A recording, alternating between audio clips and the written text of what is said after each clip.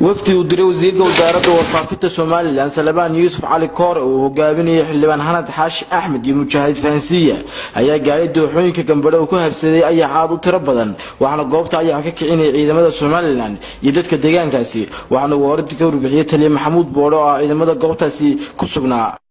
waxa halkan ku fadhiistay wax la yiraahdo Ayax oo looran karo waa masiibooyinka ka mid yihiin waxaan saakan ku soo bilownay rasaas هون حوي ديان كيو كعي حول دقتدي وحوي ciidanka qaranka oo ka hawlgalay haddii waxaan soo gaaray waftu soo diray wasiirka warfaafintu waan soo gaaray iyaga indhahooda ku soo arkay hawlgalka meesha ka socda iyo waxa weeye meesha jooga waxaan hadalka soo afmeeray xildhibaan Hanad iyo Mujaahid Faansiya oo kamid ah waftiga wasiirka waxa halkan ku habsaday Ayax koronkorra waxa la oran karaa waa masiibo qaran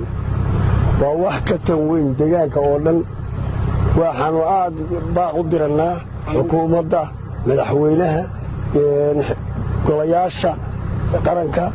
kulli waxaan leenahay waxay u baahan yihiin masiibo qaran in loo kala halin wasiirka beeraha gaar ahaan wasiirka deegaanka iyo durjoogta Suubri Baandare walaalka ka salaamano waxaan aad iyo aad ugu hanweynahay in arrinta hadii la isu kaashado la soo darato